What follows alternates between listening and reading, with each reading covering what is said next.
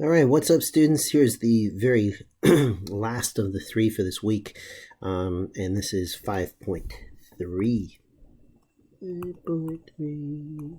We're talking about rules of exponents or laws of exponents, the very final chapter, the end of the trilogy, the matrix revolutions of exponent laws here. This is the fractional exponent, and this is also known as, aka, a rational exponent.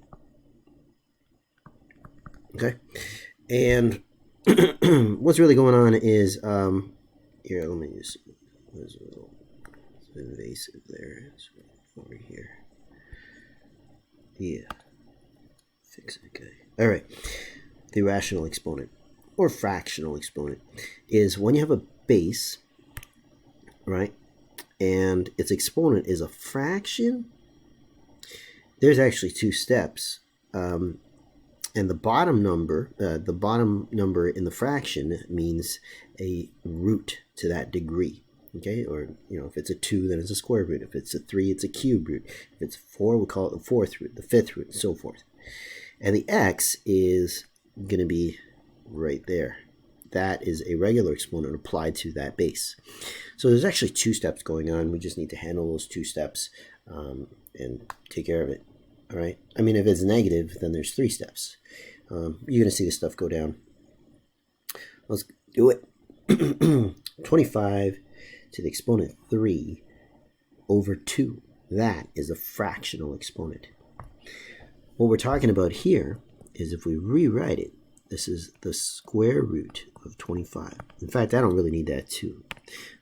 This square root symbol by itself already means square root. The 2's implied. And that's going to be cubed. Okay, you can put the 3 on the inside with a 25 there. I can say I'm just going to apply the 2 to get this, and I still have to cube it, right? It's just two steps. A good way of thinking about it. So 25, I can actually do this. Square root of 25, you should all know, is 5.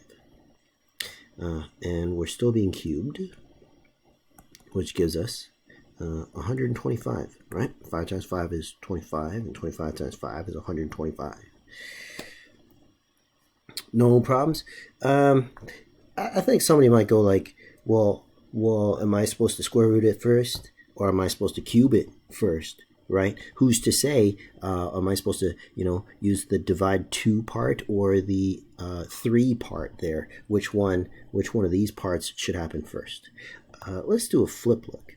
Let's look at somebody going, all right, I'm going to go to the exponent 3 and then square root it, right? Prove me wrong. All right, so 25 to the exponent 3. Let's say somebody says, I'm going to do 25 to the exponent 3. Well, really what that means is you're getting this, the 25, and we've got to put this to the exponent 3. Okay, and then there's still a square root here, right? I still got to square it. Why is there a 1 there? Well, you think about it. This is, think about the power of a power rule, right? 3 times 1/2 is 3 over 2. So I've still created the same situation here. Okay, so we're still in line. 25 cubed is 25 times 25 times 25. Anybody know what that is? Yep. Good job, Kenley. 15,625. Right? And we get here. Well, still got to square root this thing. So let's do it. Square root of 15,625, and lo and behold, the answer is 125. Okay, I don't know. I just like to get rid of the square rooting first. I think it makes a little bit more sense to me, and it seems to be a little bit more smoother. You get the same answer either way, though. Okay. What about this? X to the m and n. What does that turn into? Well, this is just simply the nth root of x to the exponent 3. Okay. Oh, not 3. What am I talking about? Rotational dyslexia. M. Okay. Let's keep it flying. What about this? X to the negative m over n? There are 3 parts to do here. We're going to handle that. And then we're going to handle this. Oops. Good. Then we're going to handle the green. And then we're going to handle the blue in that order. Yellow, green, blue. Let's do the yellow first. This, remember, the negative exponent causes the x, your base, to flip to its reciprocal, which is 1 over x. Now we just got the m, n in play. The negative's gone. We flipped. We're going to handle the n next. So we're doing the root of the 1 and the root of the x. So this actually turns into the root of 1, which is actually 1, and the root of the x, which is the nth root. Nth root of x. Okay? And we still got the m being applied. And of course, 1 to the exponent m is just 1, because 1 to the exponent anything is just 1, right? And we got nth root of x to the exponent m on the bottom as well. And that's it. We are done. Okay. What if the, what about this one? 64 to the exponent 1/3. Do it right here. That's the cube root of 64. You could punch it in your calculator, right? Or you could just figure it out. Brianna? Yep, you're right. It's 4. Okay. And let's keep it going. Let's do with this negative 9 and this 1/2 here. You got to break this down properly. And so what's going on is, remember, the negative 9 is not in brackets. That 1/2 is actually sitting on a base of 9. The negative is multiplied to the 9, but is not a part of the base. So really, we got to recognize this as it really is, which is like this, isn't it? Right? So let's leave the negative out of the game here, and let's find the square root of 9. And negative, and the square root of 9 is 3, and we are done. Couple more so we can bring it home. Why don't we start with this negative 9 1/2 here. What happens here? I mean, isn't that the same thing? Well, no, because this is a whole negative 9 all square rooted. So what number times itself will give you negative 9? How about 3 times 3? No, that gives you positive 9. Negative 3 times negative 3. That gives you positive 9 again. You see, you can't do anything here. This is not